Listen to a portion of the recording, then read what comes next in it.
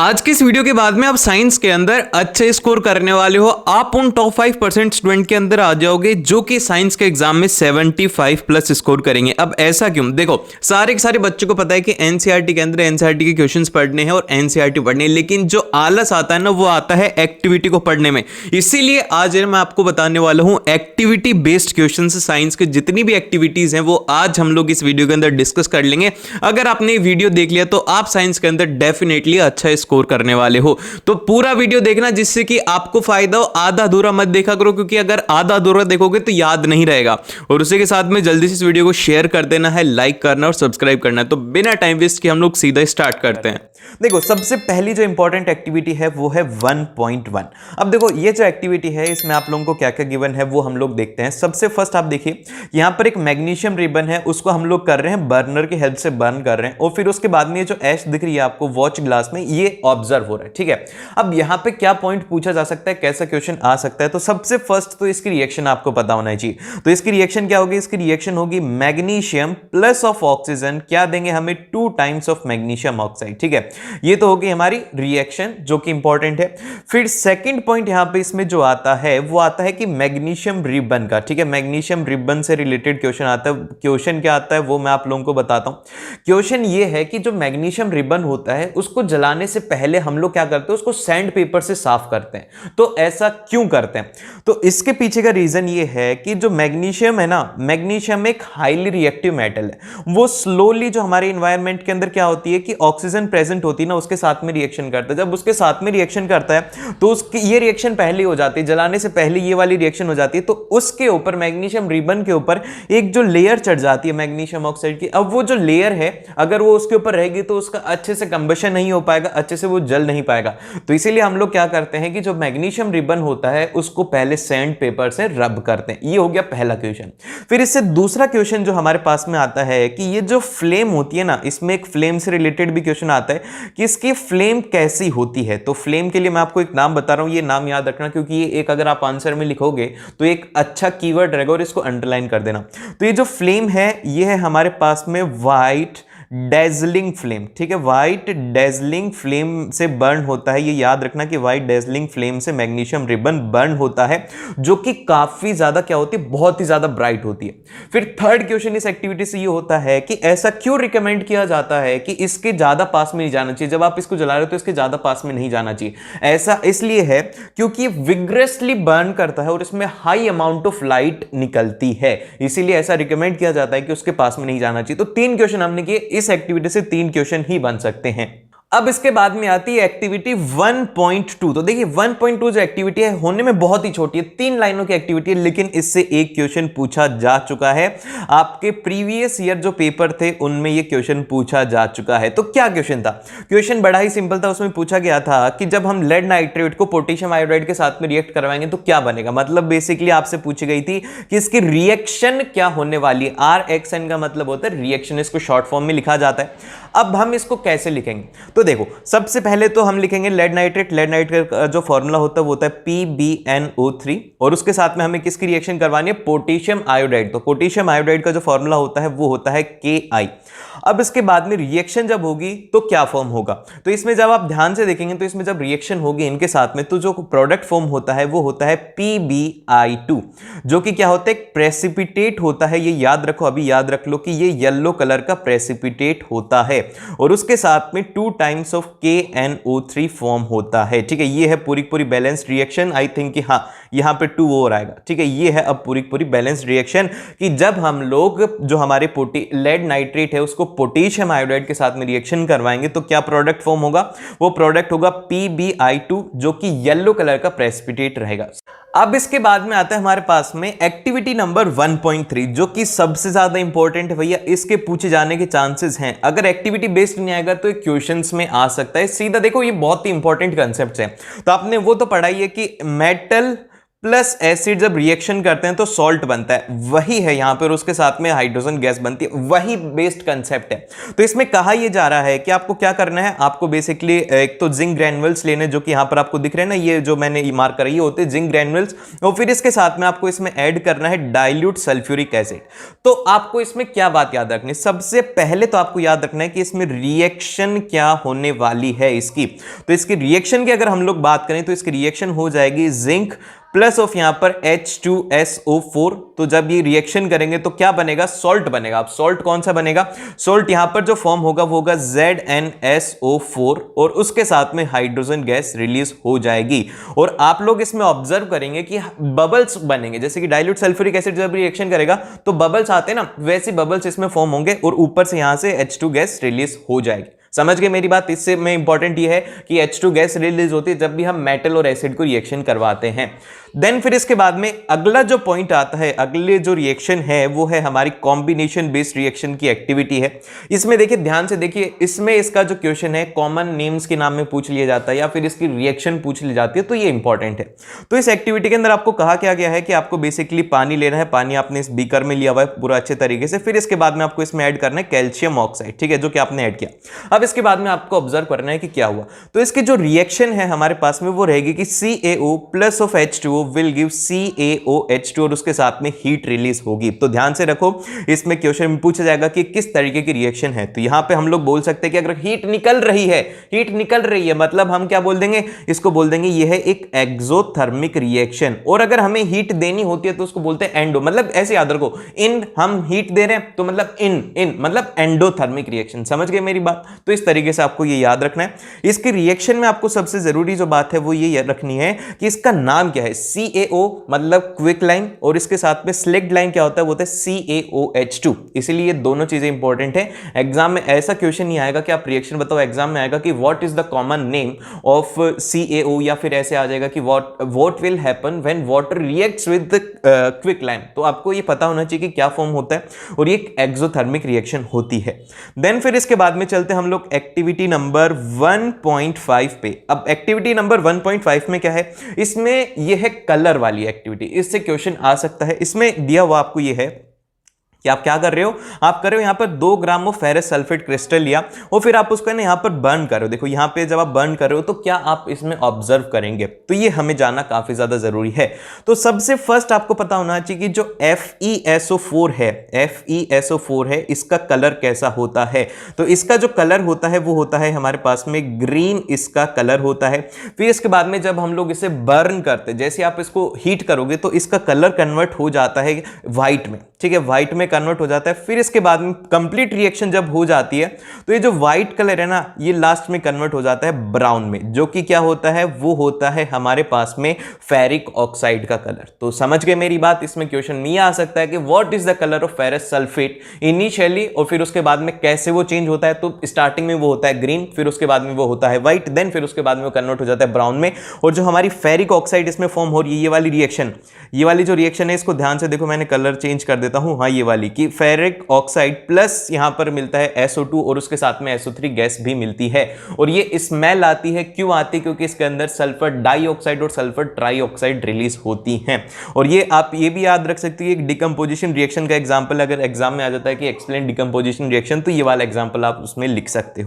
अब इसके बाद में आती है एक्टिविटी नंबर 1.7। भैया ये जो एक्टिविटी है बड़ी ही इंपॉर्टेंट है। ये एक्टिविटी है किसकी, पहले ये देखते हैं। तो देखो ये जो एक्टिविटी है ये है आपके पास में इलेक्ट्रोलिसिस ऑफ वाटर। इसमें क्या क्या है, एनोड के ऊपर याद रखना ये बात है, ये जो मैं बोल रहा हूं ये बात याद रखना कि एनोड जो है, यहां पर ये एनोड आपको दिख रहा है, ये जो एनोड है इसके ऊपर कौन सी गैस रिलीज होती है, इसके ऊपर जो गैस रिलीज होती है वो होती है ऑक्सीजन। और वहीं पर ही जो हमारा कैथोड है, कैथोड के ऊपर जो गैस रिलीज होती है वो होती है हाइड्रोजन। समझ रहे हो मेरी बात। एनोड के ऊपर होगी ऑक्सीजन और कैथोड के ऊपर कौन सी गैस रिलीज होगी, वो होगी हाइड्रोजन, ठीक है। अब ये इलेक्ट्रोलिसिस ऑफ वाटर है, तो इससे सबसे पहला इंपॉर्टेंट क्वेश्चन आता है। इसमें देखो यहां पे कहां है वो क्वेश्चन, गुम गया यार, वो क्वेश्चन नहीं गुमा, मिल गया, ठीक है।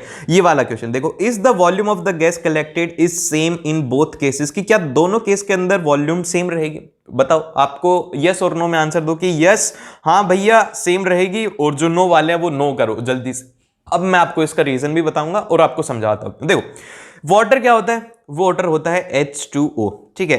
एक मॉलिक्यूल वाटर के अंदर कितने मॉलिक्यूल्स, मतलब कितने हाइड्रोजन से बनता है? 2 हाइड्रोजन से, और इसमें है 1 ऑक्सीजन। ठीक है, 2 हाइड्रोजन है और 1 इसमें ऑक्सीजन है। तो अब इसमें किसकी वॉल्यूम ज्यादा होगी? 2 की वॉल्यूम ज्यादा होगी ना, तो इसीलिए the number of hydrogen is more in H2O molecule, therefore the volume of hydrogen gas is more. तो इसीलिए दोनों की सेम नहीं होगी। जिसने गलत किया आंसर, कोई बात नहीं, अगले वाला क्वेश्चन आंसर करते हैं हम लोग। देन फिर इसके बाद में अगला क्वेश्चन आता है। अगले क्वेश्चन में हमसे कहा गया है ये वाला कि test this gases one by bringing the candle close to the mouth of the test tube. कि मतलब अब आपको टेस्ट करना है कि भैया ये जो है ये कौन सी गैस है, कैसे बर्निंग कैंडल जब आप इसके पास में लाओगे, जैसे कि ये है हमारी टेस्ट ट्यूब, इसके पास में आप बर्निंग कैंडल लाओगे तो क्या ऑब्जर्व करोगे? तो देखो इसका आंसर आप लोग लिखेंगे कि जब हमारी ऑक्सीजन जो है, ऑक्सीजन को O2 से रिप्रेजेंट कर रहे हैं कि O2 के पास में जब आप बर्निंग कैंडल को लाएंगे तो कैसे होगा? वो बर्न होगी यहां पे येलो फ्लेम के साथ में। कैसी फ्लेम होगी? वहां पे येलो फ्लेम ऑब्जर्व करेंगे आप। और वहीं पे ही अगर आप उसको लेकर के जाते हो हाइड्रोजन वाली के पास में, तो हाइड्रोजन के केस में भी वो बर्न करेगी, लेकिन वहां पर फ्लेम का कलर चेंज हो जाएगा। फ्लेम का कलर कैसा हो जाएगा? वो हो जाएगा क्लीन फ्लेम में वो बर्न करने वाली है। ठीक है, ये 2-3 क्वेश्चन इसमें इंपॉर्टेंट हैं कि सबसे पहला तो कि इनमें कितनी कितनी गैस रिलीज होती है। इक्वल अमाउंट की गैस रिलीज नहीं होती। क्यों नहीं होती? क्योंकि H2O के पास में 2 हाइड्रोजन होती है और 1 ऑक्सीजन होती है, जिसलिए हाइड्रोजन की वॉल्यूम ज्यादा होती है, ऑक्सीजन की वॉल्यूम कम होती है। फिर इसके बाद में नेक्स्ट है कि ये देखो एक छोटा सा क्वेश्चन है कि what will happen in each case, क्या होगा ये हमने बता ही दिया। फिर सेकंड है कि which gas is in each test tube, एक है ऑक्सीजन और एक है हाइड्रोजन। समझ गए? अब इसके बाद में आती है एक्टिविटी नंबर 1.8। तो इस एक्टिविटी में क्या है? ये एक्टिविटी बेस्ड है आप लोगों की सनलाइट के ऊपर और इससे एमसीक्यू क्वेश्चन पूछे जाने के ज्यादा चांसेस हैं। तो देखिए क्या होता है इसमें, क्या है इस एक्टिविटी में क्या कर रहे हो आप लोग? ले रहे हो सिल्वर क्लोराइड को और उसको आप धूप में रख रहे हो, तो क्या रिएक्शन होगी? तो सबसे फर्स्ट तो आप यहां पे ऑब्जर्व करेंगे कि AgCl को सनलाइट में जब आप रखेंगे तो यहां पर हो जाएगा 2 times of Ag plus of Cl2। ये जो क्वेश्चन है आई थिंक आपका जो प्रैक्टिस पेपर था ना, प्रैक्टिस पेपर में क्वेश्चन पूछा जा चुका है कि उसमें पूछा गया था कि किसके अंदर गैस रिलीज होगी। तो ऐसा क्वेश्चन आ सकता है, तो इसलिए ध्यान में रखना कि जो सिल्वर क्लोराइड है AgCl, वो जब सनलाइट के प्रेजेंस में होता है तो वो हमें क्या देगा? सिल्वर, और उसके साथ में क्लोरीन गैस रिलीज होगी। समझ गए मेरी बात? अब इसके बाद में जो नेक्स्ट एक्टिविटी है वो है हमारी डिस्प्लेसमेंट रिएक्शन के ऊपर बेस्ड एक्टिविटी है, एक्टिविटी नंबर 1.9। तो ध्यान से सुनना, ये बड़ी ही इंपॉर्टेंट बात है, इसमें बहुत ही ज्यादा जरूरी है, एग्जाम में पूछा जा सकता है ये एमसीक्यू में। तो सबसे पहले देखो इसमें एक्टिविटी में कहा गया है, इसमें कहा गया है कि आप है ना आयरन नेल को लो, जो कि आपको दिख रही है यहाँ पर धागे से इनको टांग रखा है, और इसके अंदर यहाँ पर है कॉपर सल्फेट सॉल्यूशन। तो अब इससे क्वेश्चन क्या बनेगा? तो सबसे पहले क्वेश्चन तो यहां पर बनेगा कि जो CuSO4 है ना, कॉपर सल्फेट, इसका कलर क्या होता है? तो इसका कलर याद रखना, इसका कलर होता है डीप ब्लू। ठीक है, डीप ब्लू होता है, ओरिजिनल कलर होता है इसका, जब भी ये प्योर फॉर्म में रहता है। देन फिर इसके बाद में अभी आप क्या कर रहे हो, इस ये जो कलर है CuSO4 का, इसके साथ में आप ऐड कर देते हो आयरन को। ठीक है, आयरन को आपने इसमें ऐड कर दिया। तो अब क्या होगा? तो रिएक्टिविटी सीरीज को ध्यान में लाओ। रिएक्टिविटी सीरीज के अंदर F आता है ऊपर, कॉपर आता है नीचे। तो मैंने आपको बताया था कि जो ऊपर वाले होते हैं ना, इनके पास में इतनी पावर होती है कि नीचे वालों को भगा देते हैं। जैसे कि आप ये मानो कि क्लास के अंदर कोई एक हट्टा कट्टा लड़का है और एक है बड़ा दुगला पतला सा, और वो बोलता है कि मैं इस सीट पर बैठूंगा, तो क्या वो उसके सामने टिक पाएगा? नहीं टिक पाएगा। तो इसी तरीके से क्या होता है कि जो Fe है और जो Cu है, Cu यहां पर इसके सामने टिक नहीं पाता, तो इसीलिए क्या करता है कि Fe इसको भगा देता है, Cu को भगा देता है और सल्फेट के साथ में अपना बॉन्ड बनाता है। तो यहां पे देखो क्या रिएक्शन हो जाएगी, यहां पे जो रिएक्शन होगी वो होगी FeSO4 और उसके साथ में कॉपर हो जाएगा। अब देखिए ध्यान से आप यहां पे क्या ऑब्जर्व करेंगे, इनिशियली इसका जो कलर था वो था ब्लू यहां पे, क्योंकि सिर्फ और सिर्फ ये था। जब रिएक्शन हो गई है तो इसके बाद में जो कलर हो जाएगा वो हो जाएगा लाइट ग्रीन। कैसा कलर हो जाएगा? वो हो जाएगा लाइट ग्रीन कलर हो जाएगा। तो इसीलिए इसकी रिएक्शन और इसका कलर याद रखना है। देन फिर इसके बाद में अगली जो एक्टिविटी है वो आती है हमारी चैप्टर नंबर 2 से। चैप्टर नंबर 2 से जो एक्टिविटी है वो ये है, सबसे पहली एक्टिविटी है, इसमें कहा यह गया है कि आपको अलग अलग सॉल्यूशंस दिया हुआ है, अलग अलग एसिड बेस दिया हुआ है। तो हम एक एसिड ले लेते हैं, वो ले लेते हैं HCl, क्योंकि HCl सबसे स्ट्रॉन्ग है। और दूसरा ले लेते हैं NaOH। ठीक है, अब इसके बाद में हम लोग ये देखते हैं कि इसमें बोला गया है कि आप सॉल्यूशन में अलग अलग में डालो तो क्या क्या होगा। तो सबसे पहले याद रखो कि कौन सा कैसा कलर होता है। तो रेड लिटमस कैसा होता है, रेड का रेड ही रहेगा।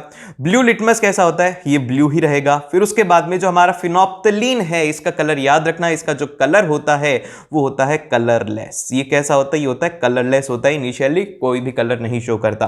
और जो हमारा मिथाइल ऑरेंज है, मिथाइल ऑरेंज रहता है। अब जब आप इसके अंदर अलग अलग करके HCl डालोगे तो क्या होगा, तो याद रखना कि एसिड है, एसिड के साथ में क्या होगा, एसिड क्या करता है, ब्लू को रेड में कन्वर्ट करता है। ये याद रखना। देखो मैं आपको बता देता हूं, बेस वाली बात याद रखो। ठीक है, बेस स्टार्ट किससे होता है, बेस स्टार्ट होता है हमारा बी से।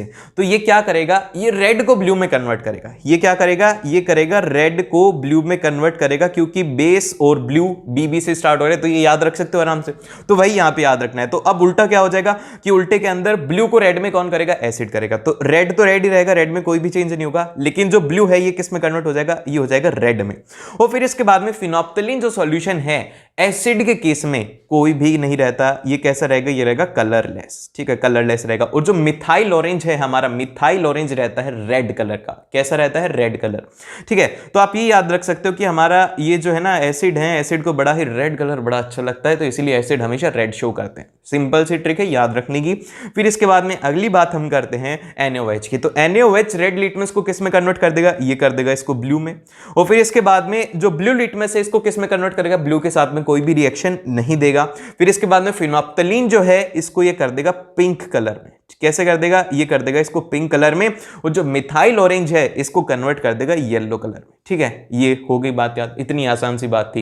अब इसके बाद में जो नेक्स्ट एक्टिविटी आती है वो आती है एक्टिविटी नंबर 2.3। ये जो एक्टिविटी है ये बड़ी ही इंपॉर्टेंट एक्टिविटी, एक बार हम लोग पहले भी डिस्कस कर चुके हैं। अभी इसको डिस्कस करने के पीछे का रीजन है वो आपको अभी पता लगेगा।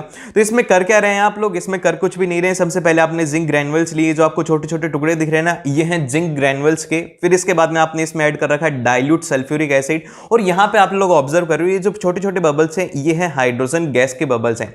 अब यहाँ पर हाइड्रोजन गैस बनी है, वही हमारी रिएक्शन है, metal plus of acid will give us salt, और उसके साथ में क्या देते हैं, H2 गैस देते हैं। ये समझ गए मेरी बात। अब ये हो गया, ठीक है, ये हमारी बेसिक सी रिएक्शन होगी। तो अब यहां पर क्या होता है कि जो H2 गैस यहां पे बनी ना, फिर ये इस पाइप के थ्रू यहां से चल के सीधी नीचे आ जाती है। अब नीचे रखा हुआ है सॉल्व सॉल्यूशन। और आपने बचपन में देखा है कि जब भी सॉल्व सॉल्यूशन होता था, एक वो आता है यार, पता नहीं ऐसा सा, जिसके अंदर कैसे डिप करते हैं, फिर ऐसे फूक मारते हैं, सॉल्व सॉल्यूशन ही होता है, तो उससे बबल्स बनते हैं। तो वैसा यहां पे भी होगा। क्यों होगा, क्योंकि यहां पे गैस पहले से आ रही है। अब गैस के बबल्स बनते हैं। अब जब ये गैस के बबल्स आप देखोगे ना, तो आपको बोला गया है कि यहां पे आपको लेके आनी है एक बर्निंग कैंडल। ठीक है, बर्निंग कैंडल जब आप लाओगे तो आप क्या ऑब्जर्व करोगे, तो यहां पे आपको याद रखना है कि जब कभी आप बर्निंग कैंडल को लाएंगे तो इसमें जो गैस है, गैस कौन सी है, गैस याद रखना कि वो जो गैस है वो है H2 गैस। ठीक है, H2 गैस यहां पे। तो अब ये जो H2 गैस है, इसमें ये कैसे बर्न करेगी, ये करेगी पॉप साउंड के साथ में। कैसा साउंड, पॉप। ठीक है, ऐसा होता है शायद, ऐसा सा साउंड होता है। ऐसा साउंड अगर आपको दिखे, पॉप साउंड होता है। ठीक है, ये होता है पॉप साउंड। पॉप साउंड के साथ में हाइड्रोजन गैस बर्न करती है, ये आपको इसमें याद। अब इसके बाद में आती है एक्टिविटी नंबर 2.5, जो कि सबसे ज्यादा इंपॉर्टेंट है। इसमें जो रिएक्शन है ना, ये ध्यान में रख लेना, क्योंकि एग्जाम में ये आ सकती हैं। ये जैसे कि सॉल्ट है ना, उनकी रिएक्शंस है, तो ये दोनों चैप्टर के लिए इंपॉर्टेंट है। तो सबसे पहले आप लोगों को ध्यान में ये रखना है, ये जो है कैल्शियम हाइड्रोक्साइड। कैल्शियम हाइड्रोक्साइड क्या होता है, इसका जो फॉर्मूला है वो क्या होता है, वो होता है CaOH ट्वाइस, इसका होता है फॉर्मूला। और इसका कलर कैसा होता है, ये स्टार्टिंग में होता है कलरलेस। ठीक है, ये याद रखोगे, याद रख सकते हो ना, बड़ा ही आसान है, ये कलरलेस होता है। फिर इसके बाद में ये कलरलेस हो गया, तो अब इसके बाद में रिएक्शंस याद रखो। इसकी रिएक्शन याद रखो कि जब Na2CO3 के साथ में, मतलब सोडियम कार्बोनेट के साथ में जब हम एसिड की रिएक्शन करवाते हैं, सोडियम कार्बोनेट के साथ में एसिड की रिएक्शन करवाएंगे, तो यहां पे जो बनेगा सॉल्ट बनेगा NaCl, उसके साथ में वाटर फॉर्म होगा, और उसके साथ में CO2 गैस रिलीज होने वाली है। और फिर जो सेकंड टेस्ट ट्यूब है, जिसके अंदर की हम सोडियम बाइकार्बोनेट ले रहे हैं NaHCO3, इसको जब HCl के साथ में हम लोग रिएक्शन करवाएंगे, तो यहां पे मिलेगा सॉल्ट, उसके साथ में वाटर, और उसके साथ में CO2 गैस। अब ये जो CO2 गैस है, इसको टेस्ट कैसे करेंगे, तो ये जो टेस्ट है ना, ये याद रखना कि on passing the carbon dioxide with lime water क्या होता है, ये है एक तरीके का टेस्ट है। एग्जाम में ये भी आ सकता है कि how would you test CO2 gas. आप कार्बन डाइऑक्साइड गैस को किस तरीके से टेस्ट करेंगे, तो आपको उस टाइम पर ये लिखना है कि हम लोग लेंगे लाइम वाटर को, और जब भी हम लोग लाइम वाटर को लेंगे ना, जैसे कि COH2 है, उसके साथ में अगर हम लोग कार्बन डाइऑक्साइड को उसमें से पास करते हैं तो ये जो बनता है हमारे पास में CaCO3, और उसके साथ में वाटर फॉर्म होता है जो कि CaCO3 होता है कैल्शियम कार्बोनेट, ये होता है व्हाइट कलर का प्रेसिपिटेट होता है। और ये बायो के लिए भी इंपॉर्टेंट है। बायो में भी वो जो रेस्पिरेशन वाली एक्टिविटी ना, वहां पे भी ये है कि आप एक तरफ लेते हो पिचकारी और एक तरफ अपने मुंह से हवा देते हो, तो क्या करते हो आप, मुंह से CO2 निकालते हो, तो इसीलिए उसका जो कलर होता है वो मिल्की हो जाता है। कैसा कलर हो जाता है, वो हो जाता है मिल्की कलर हो जाता है जब भी उसमें से CO2 पास होती है। समझ गए मेरी बात। अब चलते हैं नेक्स्ट एक्टिविटी के ऊपर। तो नेक्स्ट एक्टिविटी जो है हमारे पास में वो है एक्टिविटी नंबर 2.6।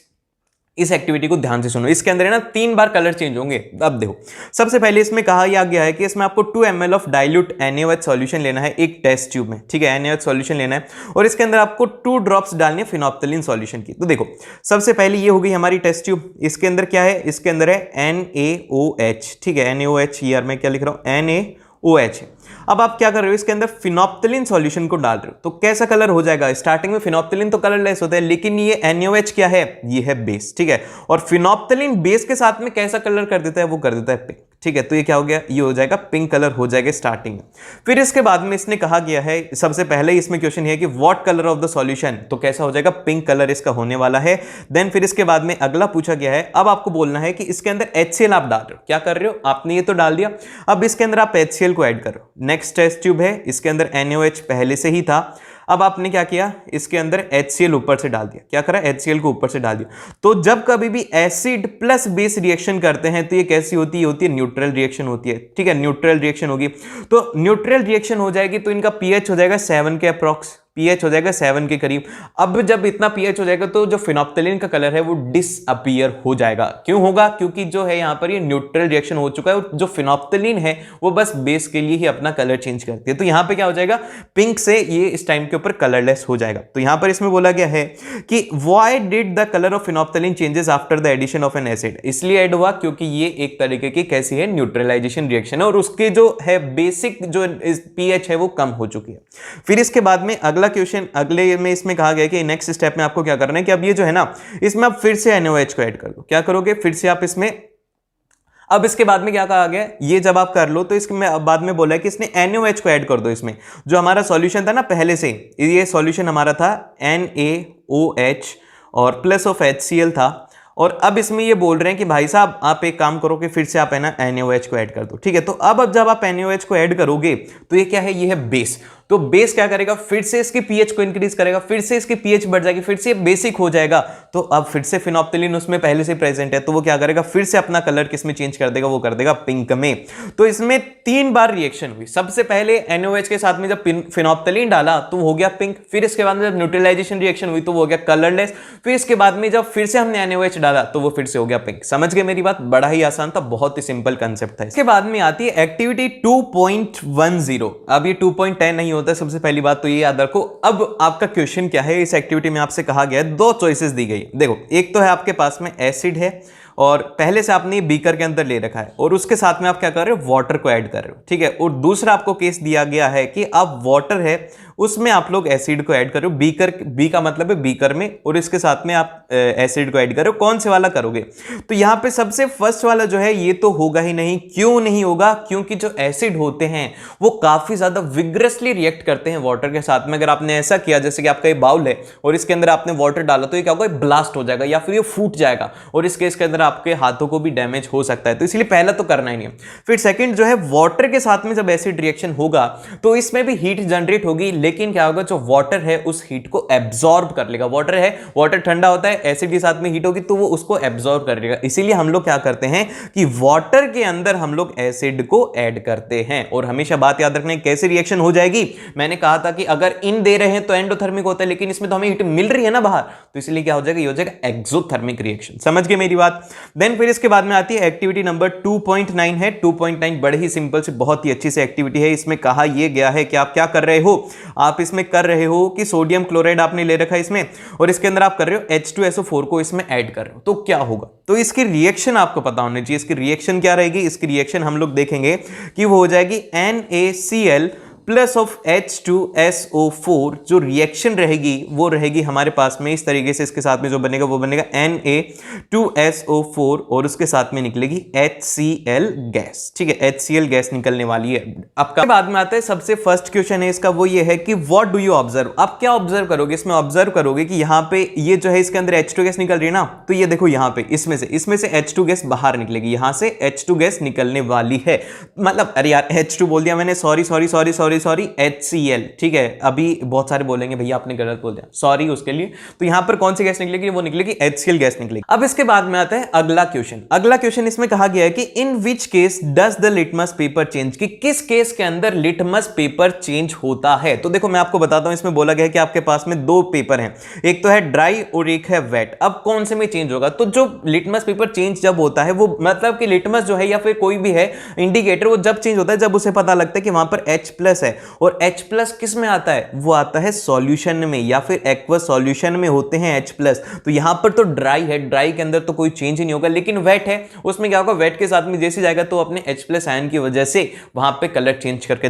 अब इसके बाद में जो नेक्स्ट एक्टिविटी आती है वो आती है 2.14 एक्टिविटी है। इस एक्टिविटी में बेसिक कंसेप्ट है कि कौन सा एसिडिक सॉल्ट होता है, कौन सा बेसिक सॉल्ट होता है। तो मैं आपको इसका कंसेप्ट बता देता हूं कि जो एसिडिक सॉल्ट होते हैं, मतलब एसिडिक जो सॉल्ट रहेंगे वो कौन से होते हैं? जिनके अंदर की स्ट्रॉन्ग एसिड होता है, जैसे कि स्ट्रॉन्ग एसिड जिनमें भी होगा ना स्ट्रॉन्ग, वही रहेंगे हमारे पास में स्ट्रॉन्ग एसिड। तो अब देखिए सबसे पहले आपको दिया गया है सोडियम क्लोराइड।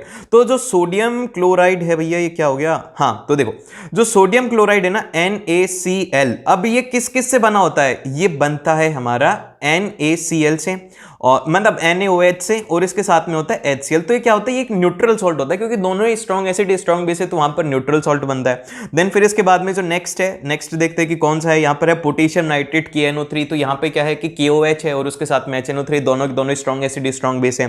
फिर इसके बाद में एल्यूमिनियम क्लोराइड है, जिंक सल्फेट है, कॉपर सल्फेट है। तो यहाँ पर जो नेक्स्ट रहेगा हमारे पास में एसिडिक, वो रहने वाला है CuSO4, क्योंकि यहाँ पर क्या है H2SO4 है, मतलब H2SO4 एक स्ट्रॉन्ग एसिड है और उसके साथ में हम किसकी करवा रहे हैं? CuOH2 की। ठीक है, तो ये है, तो ये वीक एसिड है और ये है स्ट्रॉन्ग एसिड, तो इसीलिए क्या हो जाएगा? ये हो जाएगा एसिडिक सॉल्ट हो जाएगा। इसी तरीके से आपको जो भी गिवन है इनको आप देख लेना। एक्टिविटी नंबर 2.14 को एक बार देख लेना, बड़ा ही सिंपल सा कंसेप्ट है, आपको समझ में तो आएगी।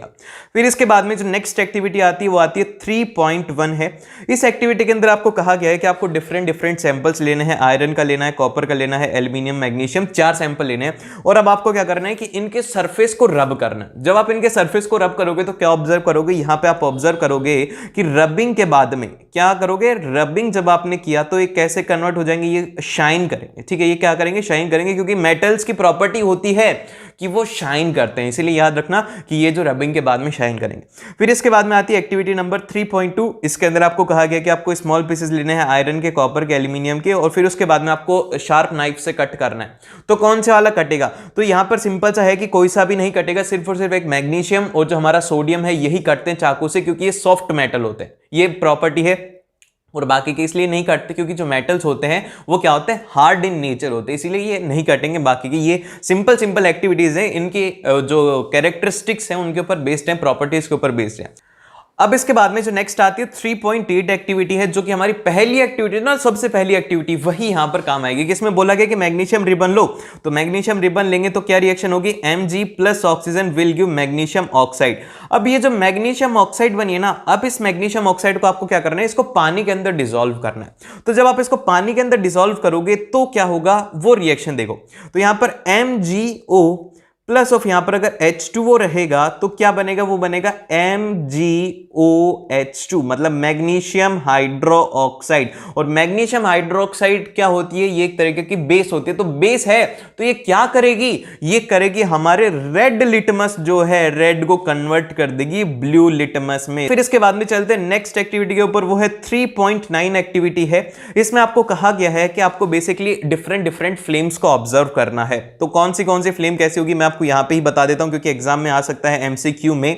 तो यहां पे पहले इसको काट देते हैं, ये कोई काम का ही नहीं है, तो इसको क्रॉप कर देता हूं मैं, ये कोई भी काम का नहीं है। ठीक है, तो यहां पे जगह मिल गई। तो अब इसमें क्या कहा गया है ये ध्यान से सुनो। तो जो सोडियम है, सोडियम किस फ्लेम से बर्न होता है? ये होता है येलो से, ये याद रखना। फिर इसके बाद में जो नेक्स्ट है हमारा मैग्नीशियम है, मैग्नीशियम किस से बर्न होता है? वो होता है व्हाइट कलर की फ्लेम होती है। फिर उसके बाद में जो एल्यूमिनियम है वो कैसा होता है? वो होता है सिल्वर व्हाइट होता है। क्या होता है? ये होता है सिल्वर सिल्वर व्हाइट होता है। फिर उसके बाद में जो नेक्स्ट है कॉपर है वो होता है ब्लू फ्लेम्स, ठीक है। ये चारों के चारों फ्लेम याद रखना क्योंकि एनसीईआरटी के ऊपर बेस्ड ये एक्टिविटी में दिया हुआ है, तो ये क्वेश्चन आ सकता है कि किस तरीके से जो हमारा सोडियम है वो बर्न करता है।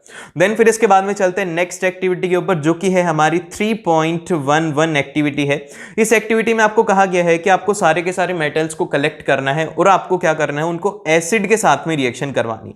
एसिड के साथ में जब रिएक्शन करवाओगे तो क्या होगा मेटल का, तो यहां पे आप याद रखना कि जो हाईली रिएक्टिव होते हैं, जो कि हमारी रिएक्टिविटी सीरीज है ना, उसमें हाईली रिएक्टिव जो होते हैं ना वो सारे के सारे एसिड के साथ में रिएक्शन करेंगे, और बाकी के जो नीचे वाले जैसे कि कॉपर हो गया, गोल्ड हो गया, प्लेटिनियम हो गया, ये सब उसके साथ में रिएक्शन नहीं करेंगे एसिड के साथ में। समझ गए कि जब कभी भी हम जो हमारी रिएक्टिविटी सीरीज है उसके नीचे आएंगे, नीचे वाले जो एलिमेंट्स है, नीचे Fe और Pb के बाद में Fe और जो Pb है इसके बाद के जितने भी एलिमेंट हैं वो उससे रिएक्शन नहीं करेंगे। तो याद रख लेना, वो रिएक्टिविटी सीरीज आपके एनसीईआरटी में दी हुई भी होगी, शायद मैंने लगा भी दूंगा, तो वो एक बार देख लेना।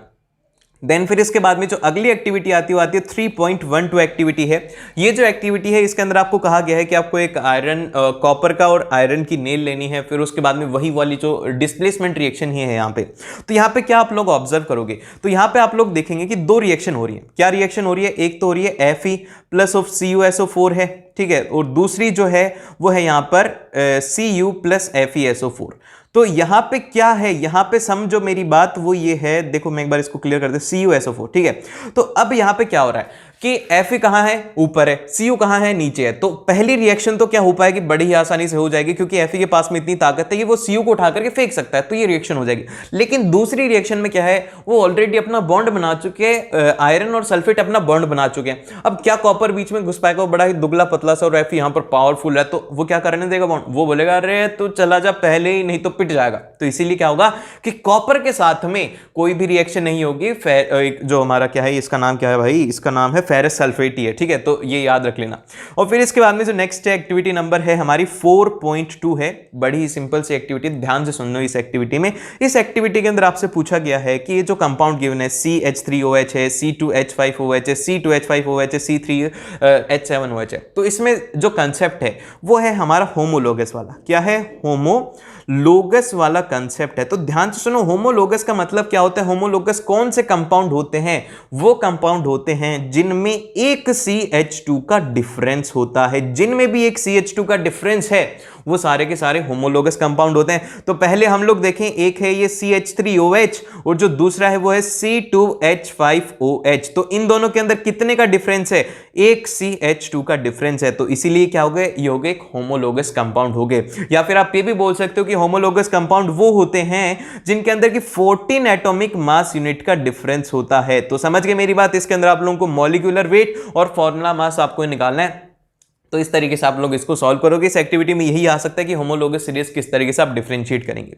फिर इसके बाद में जो नेक्स्ट एक्टिविटी है, एक्टिविटी नंबर 4.3 के अंदर आपको डिफरेंट कंपाउंड दिए हुए हैं और आप क्या कर रहे हो, इनको जला रहे हो। तो क्या होता है क्या नहीं होता वो ध्यान से सुनो कि जो अनसैचुरेटेड कंपाउंड होते हैं ना, अनसैचुरेटेड कंपाउंड कैसे बर्न होते हैं, वो होते हैं येलो कलर की सूटी फ्लेम के साथ में बर्न होते हैं। जैसे कि येलो कलर की आपने देखा लकड़ियां जलती है ना, तो येलो कलर की फ्लेम से जलती है। और वहीं पर ही जो दूसरे कंपाउंड होते हैं जो कि होते हैं सैचुरेटेड, ठीक है, जो सैचुरेटेड होते हैं ना, वो आप ये याद रखो कि सैचुरेटेड जो कंपाउंड होते हैं वो कैसे बर्न करते हैं, वो करते हैं ब्लू कलर की क्लीन फ्लेम के साथ में बर्न करते हैं। एक तो आपने देखा होगा लकड़ी जलती है ऐसे येलो कलर की फ्लेम, और वहीं पर ही आपका जो गैस है वो जलता है ब्लू कलर की फ्लेम। तो हमेशा याद रखना कि जो सैचुरेटेड कंपाउंड होते हैं वो ब्लू कलर की फ्लेम से होंगे और अनसैचुरेटेड येलो से होंगे। अब आपको जो कंपाउंड गिवन है इनमें से कौन से ब्लू से जलेंगे और कौन से रेड से जलेंगे, तो एक तो नैप्थलीन और जो कैम्फर है, कैम्फर तो आप लोग घर पे देखते हो जब कभी भी पूजा होती है तो वो क्या होता है, किस तरीके से बर्न करता है, येलो कलर की फ्लेम के साथ में बर्न करता है।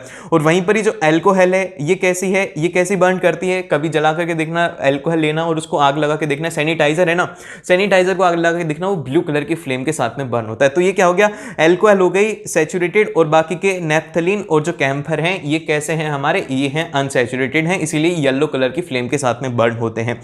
फिर इसके बाद में जो नेक्स्ट इसमें बोला गया है कि place a metal plate above the flame, is there any decomposition on the plate, कि अब आप क्या करो कि इनको जलाओ और इसके ऊपर एक मेटल प्लेट रख दो तो क्या होगा। तो देखो आप देखना कि जैसे आप इसके ऊपर रखोगे ना तो एक ब्लैक कलर के ऑक्साइड फॉर्म हो जाते हैं। दिवाली पर हम लोग देखती हैं कि थोड़े टाइम बाद में उसके ऊपर जो ब्लैक कलर का फॉर्म होने लग जाता है, तो जो है इसीलिए होता है क्योंकि वो क्या है, एक अनसैचुरेटेड हाइड्रोकार्बन है। फिर इसके बाद में जो नेक्स्ट आती है एक्टिविटी नंबर 4.4। तो इस एक्टिविटी के अंदर आपको कहा गया है कि बेसिकली देखो, ये देखो यहां पर इसमें वही बात पूछी गई है कि कौन से वाला ब्लू फ्लेम देता है, कौन से वाला येलो फ्लेम देता है। तो सबसे पहले वाले के अंदर आता है कि when did you get yellow flame. Yellow flame मिलने का सबसे पहला होता है कि इनसफिशिएंट ऑक्सीजन। ठीक है, एक रीजन ये भी होता है कि येलो फ्लेम जब मिलती है जब वहां पर इनसफिशिएंट सप्लाई ऑफ एयर होता है या फिर इनसफिशिएंट सप्लाई ऑफ ऑक्सीजन होता है। फिर सेकंड, जब आप ब्लू फ्लेम कब लोगे, ब्लू फ्लेम आप जब लेते हो जब वहां पर कंप्लीट कंबशन होता है, वो जो कंपाउंड होता है वो होता है सैचुरेटेड। ठीक है, एक तो इसके लिए सैचुरेटेड होना चाहिए और complete sufficient supply of air होनी चाहिए। ठीक है, समझ गए मेरी बात। और इसके लिए क्या होना चाहिए, वो होना चाहिए अनसैचुरेटेड। और फिर इसके बाद में जो नेक्स्ट आता है वो आता है एक्टिविटी नंबर 4.5। अब इस एक्टिविटी के अंदर क्या कहा गया है, इस एक्टिविटी में बड़ा ही सिंपल सा कंसेप्ट कहा गया है, एक रिएक्शन है जो कि आपको याद रखनी है। वो ये है कि यहां पर इसमें जो लिया गया है पोटेशियम पर मैग्नेट। पोटेशियम पर मैग्नेट जो होता है वो होता है KMNO3। ठीक है, KMNO3 होता है पोटेशियम पर मैग्नेट। और इसके साथ में जब आप रिएक्शन करवाओगे तो क्या होगा, तो सबसे पहले तो इसका कलर कैसा होता है ये याद रखो। इसका कलर जो होता है वो होता है पर्पल। ठीक है, कैसा कलर होता है, पर्पल। कैसा, पर्पल। समझ गए, पोटेशियम पर मैग्नेट से पर्पल, पर मैग्नेट से पर्पल। समझ गए। फिर इसके बाद में जब हमारी रिएक्शन होगी एल्कोहल की, एल्कोहल मतलब दारू, दारू के साथ में जब आप KMNO3 को मिलाओगे तो क्या होगा, क्या होगा भैया, क्या होगा, यहां पर जो रिएक्शन होगी वो हो जाएगी न्यूट्रल। ठीक है, न्यूट्रल रिएक्शन हो जाएगी और इसका जो कलर है ना वो गायब हो जाएगा। KMNO3 का जो पर्पल था, पर्पल भाग गया क्योंकि इसने शराब पी ली। जैसे कि ये मान लो कि जो बेवड़े होते हैं उनको कोई होश नहीं रहता ना, वैसे इसने क्या करा कि KMNO3 ने अल्कोहल को कंज्यूम कर लिया, तो ये बेवड़ा हो गया, इसका कलर वलर सब कुछ जा चुके। समझ गए, याद रख पाओगे इसको तो अच्छी बात है। फिर इसके बाद में जो नेक्स्ट है एक्टिविटी नंबर 4.8 है। ये जो एक्टिविटी है ये है बेसिकली, इसमें सबसे ज्यादा इंपॉर्टेंट है वो है हमारी एस्टेरिफिकेशन रिएक्शन। इस रिएक्शन को याद रखना। इस रिएक्शन में हमसे किस तरीके से फॉर्म होता है, क्या फॉर्म होता है, ये आपको याद रखना है। इस रिएक्शन में इनिशियली आप लेते हो इथेनोइक एसिड जो कि रहेगा CH3COOH और इसका जो फॉर्मूला है वो इस तरीके से रहेगा CH3C डबल बॉन्ड ऑक्सीजन और उसके साथ में ये होता है इसका फॉर्मूला इथेनोइक एसिड का। और फिर इसके बाद में किसकी रिएक्शन करवा रहे हो आप, इथेनॉल की रिएक्शन करवाते हो एसिड के साथ में, तो यहां पर आपको मिलता है एक एस्टर। और जो एस्टर है CH3COO और उसके साथ में OCH2 मतलब CH2CH3। ठीक है, ये कंपाउंड आपको मिलता है। तो ये जो कंपाउंड होता है ना एस्टर, ये क्या होता है, ये एक स्वीट स्मेलिंग सब्सटेंस होता है। मतलब कि जैसे कि आपने परफ्यूम लगाया होगा ना तो वो भी एस्टर से ही फॉर्म होता है। तो यहाँ पे आप क्या ऑब्जर्व करोगे, यहाँ पर आप एक स्वीट स्मेल ऑब्जर्व करने वाले हो जब ये रिएक्शन कंप्लीट हो जाएगी। ठीक है, ये याद रखना, एस्टेरिफिकेशन रिएक्शन इंपॉर्टेंट है, इसको एक बार पढ़ लेना। एक्टिविटी में आपको क्या कहा गया है कि आपको 2A और एक लेनी है आपको B टेस्ट। तो देखो इसमें करना क्या है, A और B टेस्ट ट्यूब आपने ले ली। अब इन टेस्ट ट्यूब के अंदर क्या करना है, आपको वाटर को ऐड कर देना। देखो आपने इसके अंदर वाटर को ऐड कर दिया, इसमें भी वाटर को ऐड कर दिया। अब आप इसके अंदर क्या कर रहे हो, ऑयल को ऐड कर रहे हो। ठीक है, क्या कर रहे हो, आपने इसके अंदर ऑयल को ऐड कर दिया। इस तरीके से ऊपर वाली जो रिएक्शन मैं इसको बता देता हूं कि आपने इसमें ऑयल ऐड कर दिया। अब उसके बाद में आपको इसको ऐसे ऐसे जोर से हिलाना है। फिर इसके बाद में यहां पर ये जो ऑयल है इसमें भी आपने क्या है, लेकिन इसके अंदर क्या करा है, इसमें थोड़े से सॉप सॉल्यूशन डाल दिए। तो क्या होगा, क्या आप ऑब्जर्व करने वाले, तो यहां पर जो A है, A के अंदर क्या होगा कि जो लेयर्स है ना वो सेपरेट हो जाएंगे। ऊपर ऑयल रहने लग जाएगा थोड़े टाइम बाद में और नीचे वाटर रह जाएगा। तो यहां पर क्या हम लोग ऑब्जर्व करेंगे, इसके अंदर सेपरेट लेयर्स को हम लोग ऑब्जर्व करने वाले हैं। फिर इसके बाद में वहीं पर जो टेस्ट ट्यूब भी है इसके अंदर जब हमने इसके अंदर जो सॉफ्ट सॉल्यूशन डाला था तो इसके अंदर सेपरेट नहीं होंगी क्योंकि जो सॉफ्ट सॉल्यूशन है वो ऑयल को कैप्चर कर लेगा। तो इसलिए यहां पर क्या है, B के अंदर सेपरेट नहीं रहेगा और A के अंदर सेपरेट रहेगा। वही क्वेश्चन इसमें पूछा गया है कि कौन से के अंदर आप लोग सेपरेट जो लेयर्स है उसको आइडेंटिफाई कर पाओगे, तो A टेस्ट ट्यूब में हम लोग कर पाएंगे। फिर इसके बाद में जो नेक्स्ट एक्टिविटी वो है 4.11 है। इस एक्टिविटी के अंदर आप लोगों को दिया गया है कि आपको है एक तो सॉफ्ट सॉल्यूशन है, वो एक आपको डिस्टिल्ड वाटर है और एक आपके पास में हार्ड वाटर है। तो किस वाले के अंदर आप जो प्रेसिपिटेट है उसको ऑब्जर्व करोगे या फिर किसके अंदर जो सॉफ्ट सॉल्यूशन है वो वर्क करता है। तो यहां पे बात याद रखो कि जो सोप है ना वो किसके साथ में वर्क करती है, वो जो सोप है वो सिर्फ और सिर्फ किसके साथ में बात करती है, डिस्टिल्ड वाटर के साथ में। डिस्टिल्ड वाटर के साथ में आपको झाग मिलेंगे और वहीं पर ही अगर आप कर देते हो यहां पे इसका हार्ड वाटर, ठीक है, है, हार्ड वाटर कर देते हो तो हार्ड वाटर के अंदर उसके प्रेसिपिटेट फॉर्म हो जाता है और उसमें वो बहुत ही कम झाग देती है। तो मोर forms will be observed in case of distilled water. फिर इसके बाद में 4.12 जो एक्टिविटी है, इस एक्टिविटी के अंदर आपको गिवन है कि आप एक तरफ ले रहे हो मतलब कि हार्ड वाटर है, हार्ड वाटर के अंदर आप एक तरफ ले रहे हो सोप और एक तरफ आप ले रहे हो डिटर्जेंट। ठीक है, सोप और डिटर्जेंट आपने लिया तो किसके अंदर आप लोग झाग को ऑब्जर्व करोगे? तो जो सोप है उसके केस के अंदर क्या हो जाएगा? प्रेसिपिटेट फॉर्म हो जाएगा। सोप के केस में प्रेसिपिटेट फॉर्म हो जाता है जब भी हम उसे हार्ड वाटर के साथ में करते हैं, लेकिन डिटर्जेंट को हार्ड वाटर के साथ में as well as soft water के साथ में यूज कर सकते हैं। समझ गए? ये थी इंपॉर्टेंट एक्टिविटीज और आई होप कि आपको ये सब समझ में आएगा। ऐसी और वीडियोस के लिए सब्सक्राइब करोगे क्योंकि नेक्स्ट वीडियो के अंदर हम लोग करने वाले बायो के मोस्ट इंपॉर्टेंट टॉपिक्स और मोस्ट इंपॉर्टेंट उसका रिवीजन।